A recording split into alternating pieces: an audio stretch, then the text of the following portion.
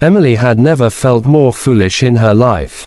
The restaurant was warm, glowing with Christmas garlands and golden lights, yet she sat alone with a sinking heart. Her blind date, set up by her best friend, was already 30 minutes late. Every time the door opened, she lifted her head with hope, only to sink further when it wasn't him. She finally texted her friend, "He's not coming." The reply came instantly, "What? He confirmed with me this morning." Embarrassment burned her cheeks. Emily hated Christmas blind dates. They always felt like reminders that everyone else had someone special, except her. Trying to steady herself, she reached for her glass of water when two tiny shadows approached her table. Emily looked up, and blinked. Two little girls, identical twins around 3, stood beside her. Each wore a red velvet Christmas dress and little white collars. One held a teddy bear, the other clutched her sister's hand with nervous courage. "Hi," Emily said softly, unsure. The smaller girls smiled brightly. "You look sad." The other nodded. "Are you alone?" Emily hesitated, then nodded. "Yes, I am." The girls exchanged looks, then the bolder one stepped forward. "Do you want to sit with us? We can share our bread," she announced proudly. Emily burst into a surprised laugh. "That's very kind, sweetheart. But where are your parents?"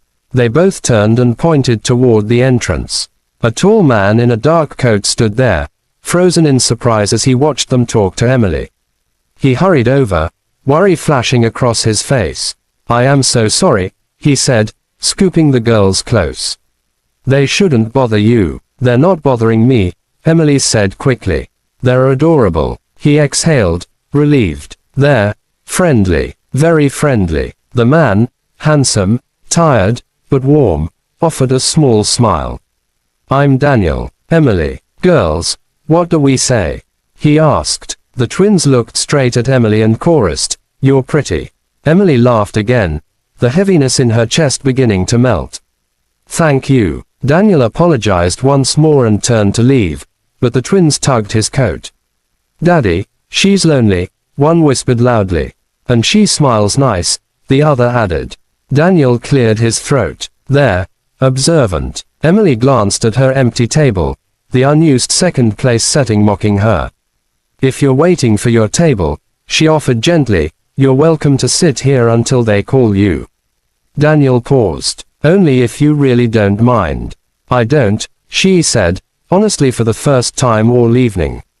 They sat together. The twins showed Emily their teddy bear, their matching bracelets, and proudly announced they were 3 3/4.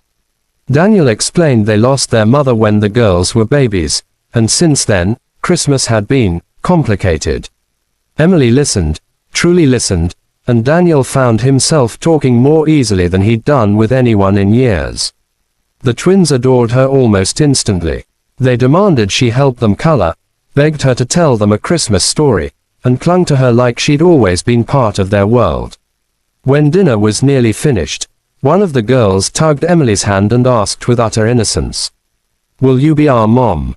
Emily froze. Daniel nearly choked on his water. But the little girls weren't joking. They simply saw kindness and warmth, and in their tiny hearts, Emily felt like home. Daniel gently corrected them, his voice soft. "Sweethearts, that's not how it works."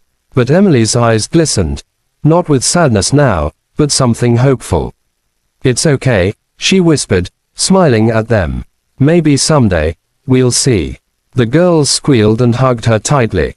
Daniel met Emily's eyes across the table, grateful, apologetic, and suddenly, wishing too. And for the first time that Christmas, Emily felt she wasn't rejected. She had simply been redirected to the family she never knew she was meant to find.